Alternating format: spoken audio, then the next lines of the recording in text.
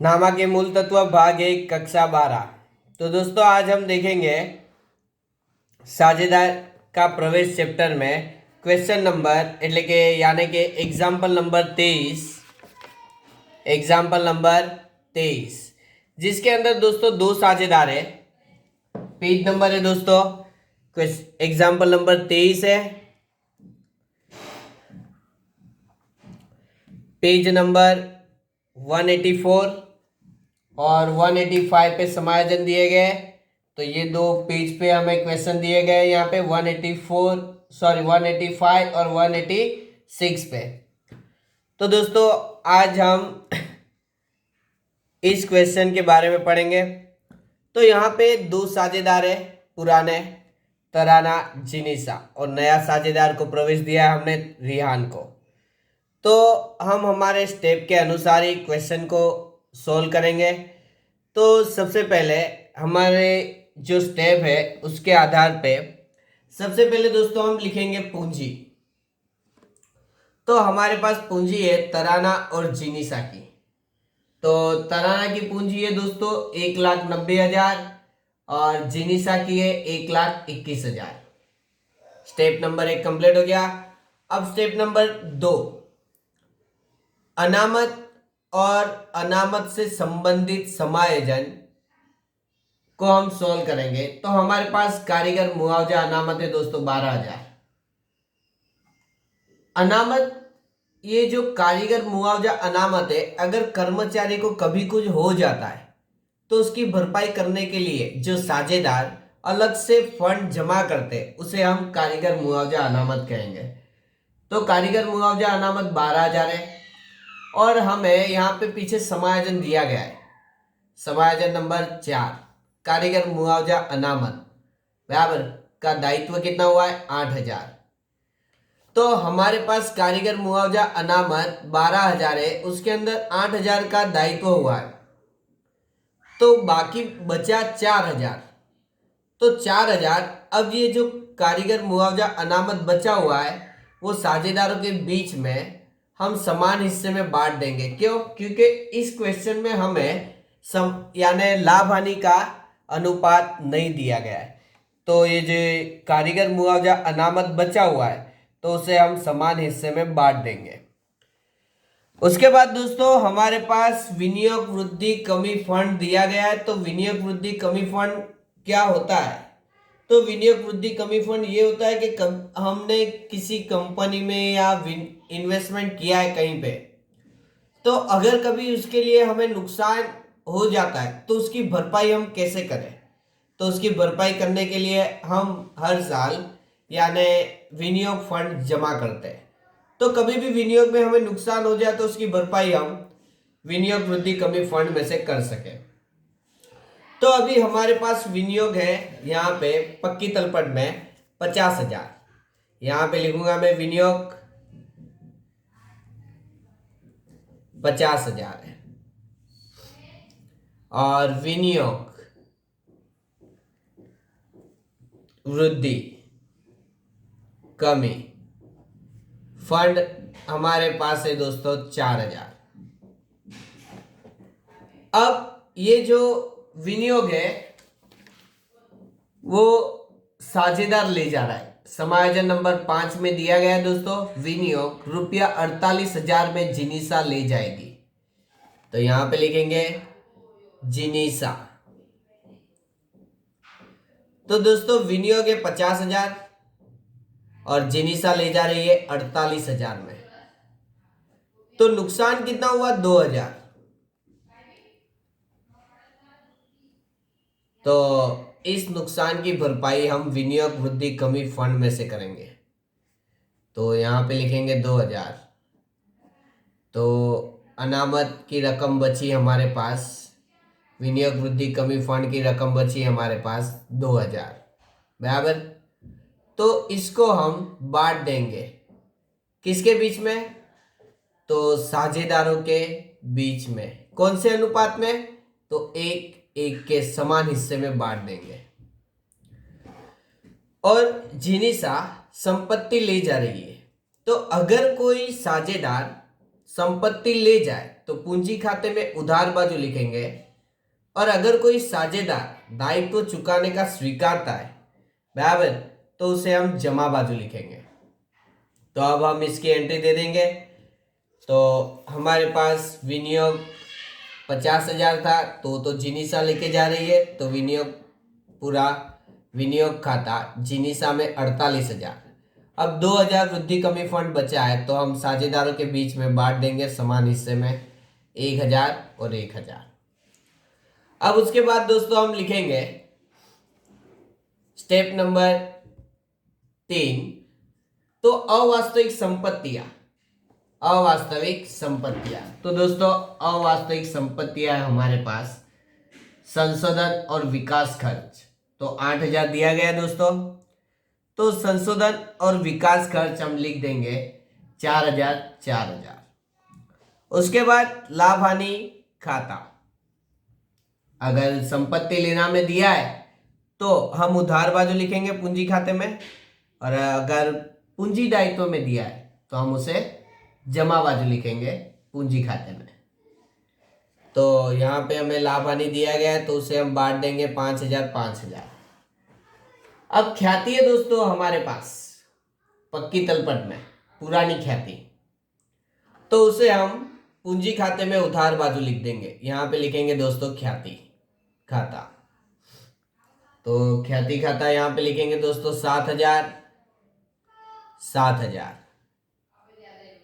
और उसके बाद हमारे पास नकद है, तो हम नकद रोकड़ ऑब्लिक बैंक खाते में उधार बाजू लिख देंगे। फिर से स्टेप रिपीट करूंगा दोस्तों मैं। सबसे पहले पूंजी लिखेंगे, दूसरा स्टेप है अनामत और अनामत संबंधित समायोजन, तीसरा स्टेप है दोस्तों अवास्तविक संपत्तियां जिसमें संशोधन और विकास खर्च है, चौथा स्टेप है दोस्तों लाभ हानि खाता, और ख्याति खाता दिया गया है, तो ख्याति खाता 5वां स्टेप, और छठा स्टेप है दोस्तों हमारे पास शेष आगे ले गए रोकड़।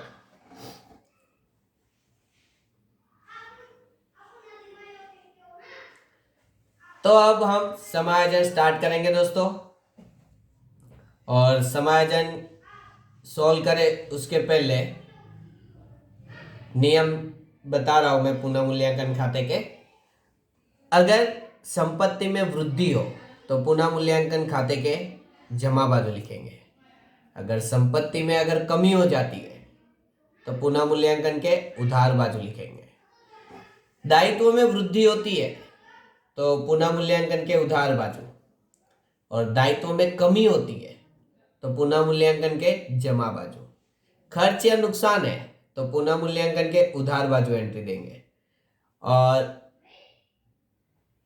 चुकाना बाकी खर्च हो तो हम कहाँ पे, दायित्व में वृद्धि हो, खर्च या नुकसान हो तो उधार बाजू, उपज या आय हो तो हम उसे पुनः मूल्यांकन के जमा बाजू लिखेंगे। स्टार्ट करेंगे दोस्तों। फर्स्ट समायोजन दिया गया हमें, रियान पूंजी के रूप में 2 लाख रुपए ला रहा है, नकद आए तो उधार जाए तो जमा, तो रियान पूंजी के तौर पे 2 लाख रुपए ला रहा है, तो यहाँ पे उधार बाजू एक एंट्री लिखेंगे, और सेकंड एंट्री पूंजी खाते के जमा बाजू लिखेंगे, बराबर है। अब यहाँ पे रियान ख्याति की रकम ला रहा है, तो ख्याति की रकम 18,000 ला रहा है, तो यहाँ पे हम पहली एंट्री लिखेंगे ख्याति प्रीमियम खाते। दोस्तों 18,000 रुपये ला रहा है। अब ये ख्याति की रकम कौन ले जाएगा, तो पुराने साझेदार ले जाएंगे। कौन से अनुपात में, तो त्याग के अनुपात में, तो यहां पे लिखेंगे ख्याति प्रीमियम खाता। तो दोस्तों ख्याति प्रीमियम खाता 18,000 तो पुराने साझेदारों के बीच में बांटा जाएगा। तो पुराने साझेदार ने जितना त्याग किया है तो उस हिसाब से हम ख्याति की रकम दोनों साझेदारों के बीच में बांट देंगे। तो त्याग का लाभ ढूंढेंगे, सॉरी त्याग का भाग ढूंढेंगे, त्याग का भाग। तो उसका सूत्र है दोस्तों पुराना भाग माइनस नया भाग। यहां पे लिखेंगे तराना और जिनीसा।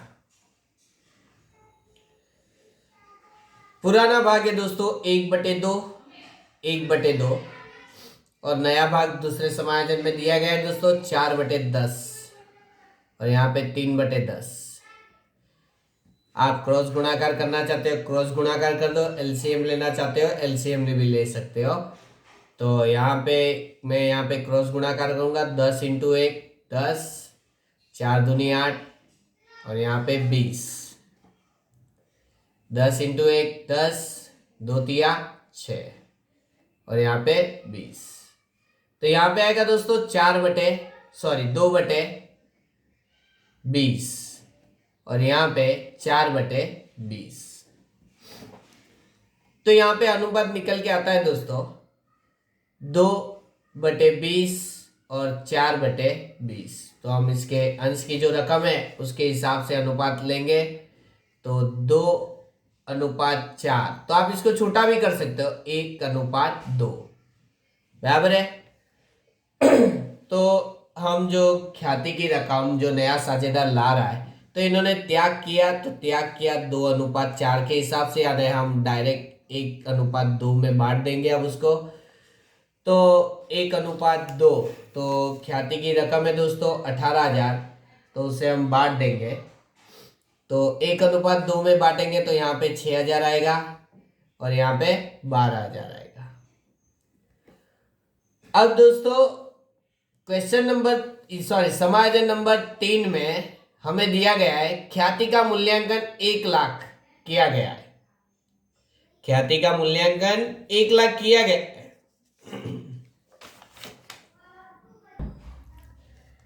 तो दोस्तों यहां पे हम देखेंगे समायोजन नंबर 3 में कि ख्याति टोटल 1 लाख है, तो 1 लाख, और यहाँ पे रिहान का हिस्सा दिया गया है, जैसे कि यहाँ पे 4 3 3, तो ये तराना का हिस्सा है, ये जिनीसा का हिस्सा है, तो ये रिहान का हिस्सा हुआ।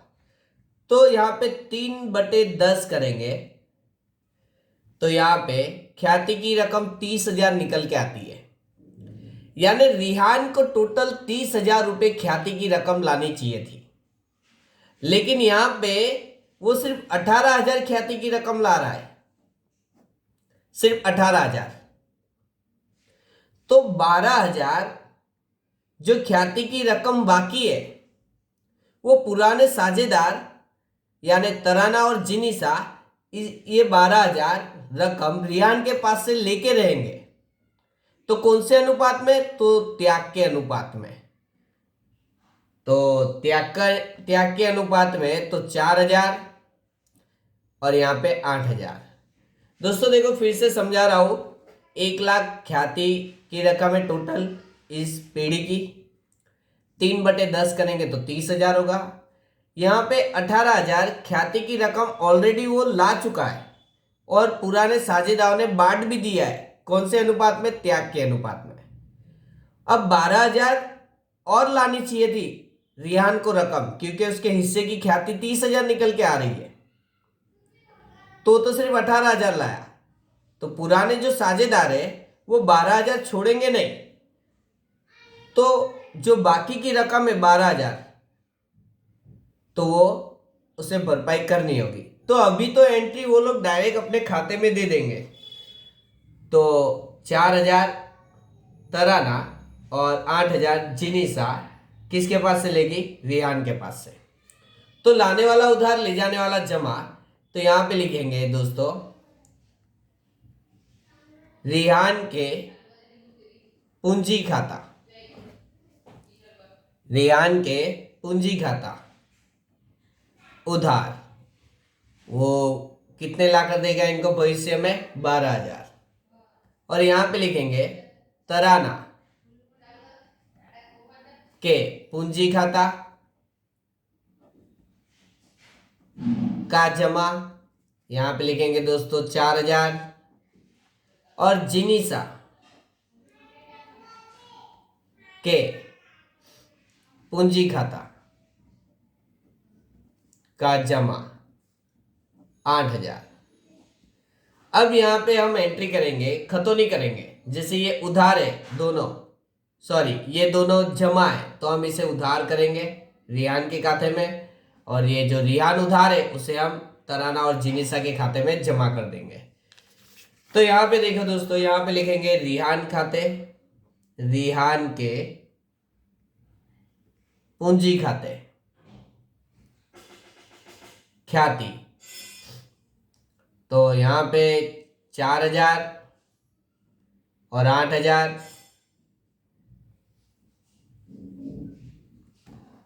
और दोस्तों यहां पे लिखेंगे तराना के पूंजी खाते और जिनीसा के पूंजी खाते। तो किसके खाते में रकम लिखेंगे दोस्तों? 4000 और 8000 रिहान के खाते में लिखेंगे, क्योंकि किसके पास से लेने? रिहान के पास से, और इनको दोनों को देगा कौन? रिहान। ये हो गया फर्स्ट समायोजन, सेकंड और थर्ड। चौथा भी समायोजन हो चुका है, कारीगर मुआवजा वाला है। पांचवा भी समायोजन हो चुका है। छठे समायोजन की बात करेंगे दोस्तों। मिलना बाकी ब्याज 6000 लेखा नहीं हुआ है। मिलना बाकी ब्याज हमारी आवक है, आय है, तो हम यहां पे लिखेंगे मिलना बाकी ब्याज खाता, मिलना बाकी ब्याज खाता। तो दोस्तों कितना है यहाँ पे? 6000, तो हम उसकी 6000 की एंट्री दे देंगे। सेकंड एंट्री देंगे दोस्तों, अगर हमें किसी के पास से रुपये लेने हैं तो हम उसे संपत्ति लेना में लिखेंगे। तो यहां पे लिखेंगे मिलना बाकी, मिलना बाकी ब्याज 6000। उसके बाद दोस्तों लेनदारों ने लिखी देनी हुंडी 10,000 की स्वीकृत की, जिसका लेखा बही में लिखना शेष है। अब देखो, हमने किसी के पास से माल उधार खरीदा था, तो वो बंदा हमारे लिए यानी व्यापारी हमारे लिए लेनदार होगा। अब वो लेनदार ने हमारे ऊपर देनी हुंडी लिखी और हमने एक्सेप्ट करके यानी स्वीकृत करके उसे वापस लौटा दी, यानी हमारी देनी हुंडी बढ़ी और लेनदार घट गए। तो हमारे पास यहां पे लेनदार है दोस्तों 30,000, तो यहां पे लिखेंगे लेनदार है 30,000, तो उसके अंदर से हम माइनस कर देंगे यानी लेनदार घट जाएंगे और देनी हुंडी बढ़ जाएगी। तो यहां पे लिखेंगे देनी हुंडी हमने एक्सेप्ट की है, तो 30 में से 10 चले गए तो 20 बचे, और यहाँ पे देनी हुंडी का दायित्व तो बढ़ गया है, अलग से बताएंगे। तो देनी हुंडी खाता 10,000,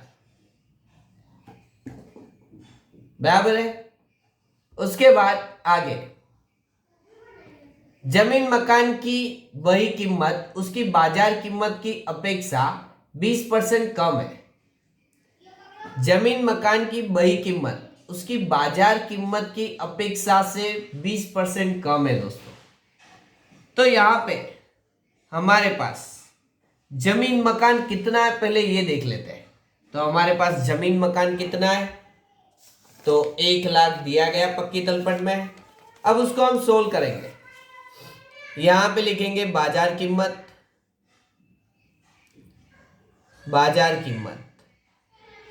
बराबर है, और बही कीमत।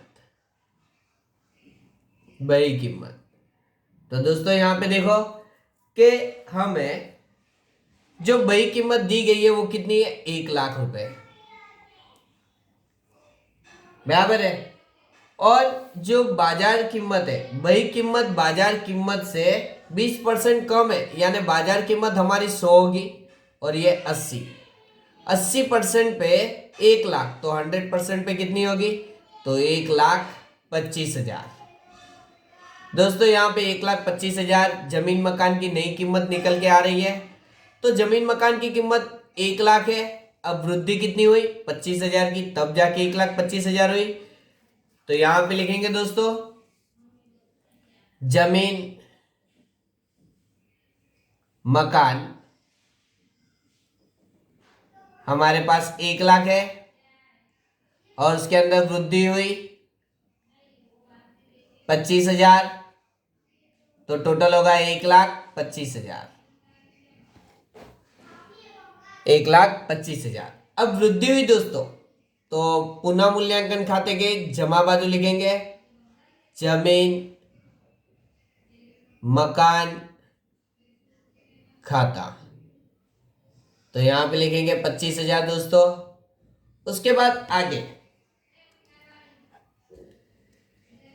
चुकाए बीमा प्रीमियम में से 12,000 आने वाले वर्ष के लिए ले जाना है, यानी हमने अग्रिम चुकाया बीमा प्रीमियम है हमारे पास 12,000 और हम कोई भी रकम अग्रिम चुकाते तो वो हमारी संपत्ति होगी। तो यहां पे लिखेंगे दोस्तों अग्रिम चुकाया बीमा प्रीमियम। तो यहां पे अग्रिम चुकाया बीमा प्रीमियम है दोस्तों 12,000। उसकी सेकंड एंट्री दे देंगे हम संपत्ति लेना में, अग्रिम चुकाया बीमा प्रीमियम 12,000। अब देखो दोस्तों पहले से लेके समायोजन 9 तक हमने सारे समायोजन कंप्लीट कर दिए।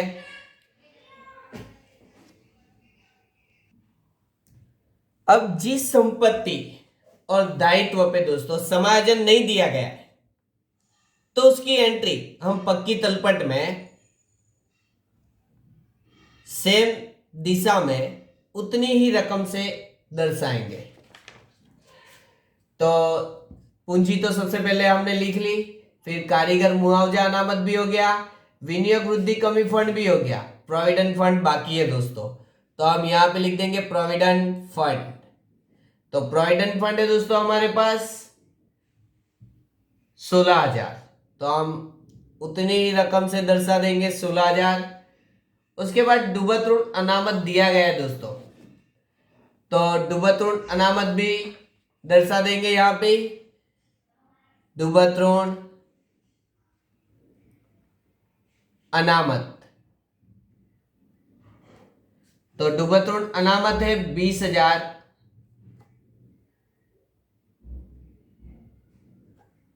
उसके बाद लेनदार हो चुका है और खर्च चुकाना बाकी है 15,000, तो दिखाए दर्शाएंगे दोस्तों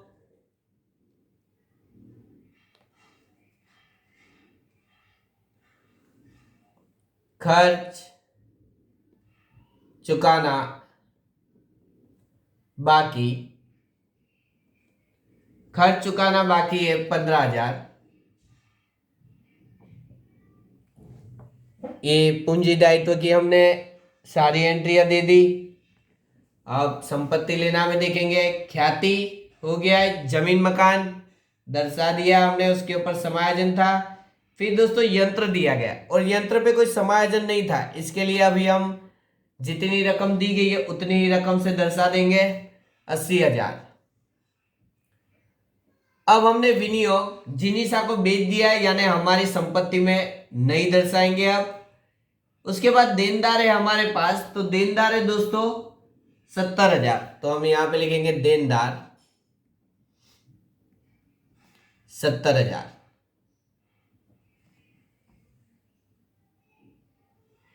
70,000 दर्शा दिया हमने। स्टॉक है दोस्तों हमारे पास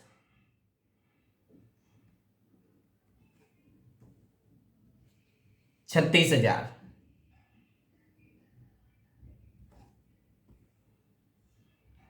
और रोकड़ हमने दर्शा दिया है, संशोधन विकास खर्च की भी एंट्री दी है और लाभ हानि खाता। जैसे यंत्र पे कोई समायोजन नहीं था तो हमने 80,000 दर्शा दिया, देनदार 70,000 दर्शा दिया है बराबर, और स्टॉक 36,000। अब देखो दोस्तों, कोई चीज बाकी नहीं है, यानी कोई समायोजन बाकी नहीं है और कोई पक्की तलपट की एंट्री रही नहीं गई है, तो हमने सारी चीजें दर्शा दी है। तो सबसे पहले हम पुनः मूल्यांकन खाता बंद करेंगे और उसके अंदर से लाभ हानि ज्ञात करेंगे।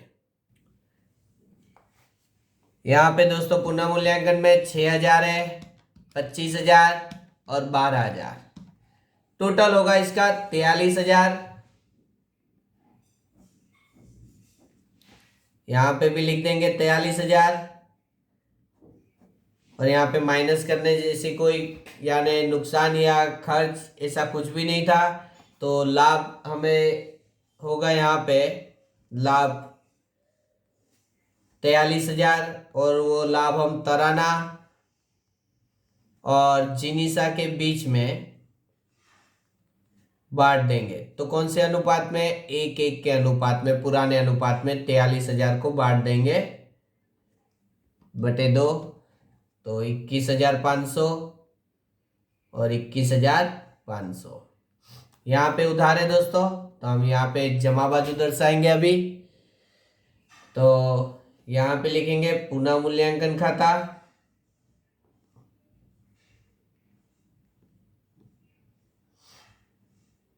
लाभ।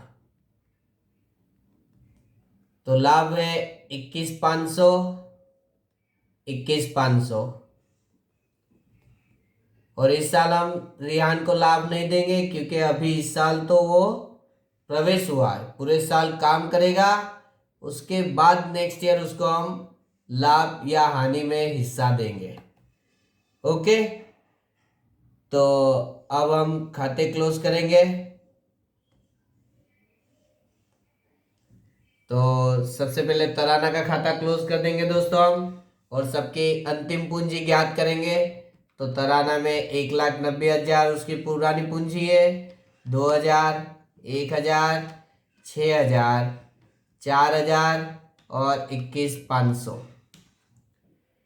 तो यहाँ पे दोस्तों इसका कुल योग होगा 2,24,500, 2,24,500, और उसके अंदर से माइनस कर देंगे दोस्तों हम 4,000, 5,000 और यहाँ पे 7,000।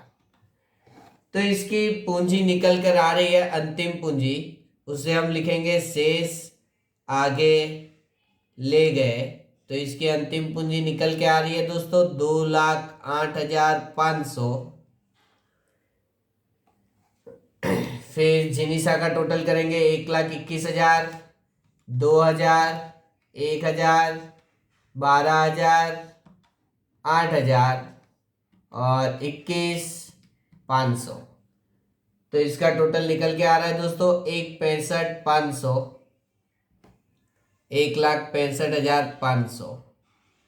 अब माइनस कर देंगे 48,000, 4,000, 5,000 और 7,000। तो दोस्तों यहाँ पे इसकी अंतिम पूंजी निकल के आ रही है 1,01,500 और रियान का टोटल होगा 2 लाख। यहाँ पे भी लिखेंगे 2 लाख। 2 लाख में से 4,000 और 8,000, 1,88,000। तो ये अंतिम बाकी निकल के आ गई है तीनों साझेदारों की। तो ये पूंजी हम साझेदारों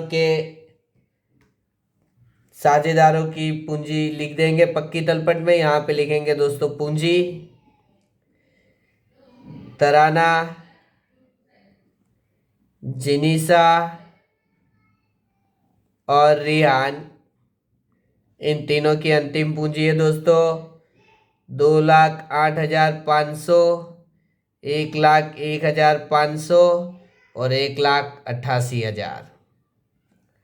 टोटल करेंगे दोस्तों 2,08,500, 1,01,500 और 1,88,000, टोटल 4,98,000 इसका टोटल होगा। अब सबसे पहले पूर्ण मूल्यांकन खाता बंद किया, उसके बाद साझेदारों का पूंजी खाता। अब थर्ड क्लोज करेंगे दोस्तों हम रोकड़ ऑब्लिक बैंक खाता। तो रोकड़ ऑब्लिक बैंक खाता है दोस्तों हमारे पास 40,000, 2,00,000 और यहाँ पे 18,000, 2,58,000।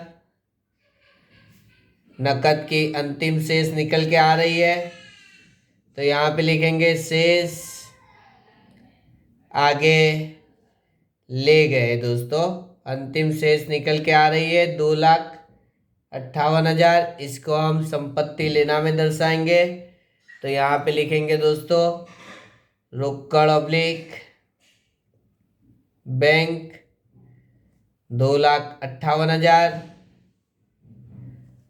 अब इसका हम टोटल करेंगे पक्की तलपट का, और दोनों बाजू का समान योग आना चाहिए। 4,98,000, 8,000, 20,000 दिया गया है, 20,000, उसके बाद 10,000, 16,000, 20,000 और 15,000। तो दोस्तों यहाँ पे टोटल निकल के आ रहा है 5,87,000, 1,25,000, 80,000, 70,000, 36,000, 2,58,000, 12,000 और 6,000। तो 5,87,000। दोनों बाजू का योग समान हो गया है। तो इसी से रिलेटेड बराबर अगर आपको कोई क्वेश्चन में प्रॉब्लम हो तो आप मुझे फ़ोन करके भी क्वेश्चन पूछ सकते हो बराबर। तो ऊपर मैं नंबर लिख देता हूँ बराबर, 6353033623 दोस्तों। तो इस नंबर पे आप कॉल करके मुझसे जो आपकी कोई भी क्वेरी हो क्वेश्चन से रिलेटेड तो आप मुझसे पूछ सकते हो। ओके।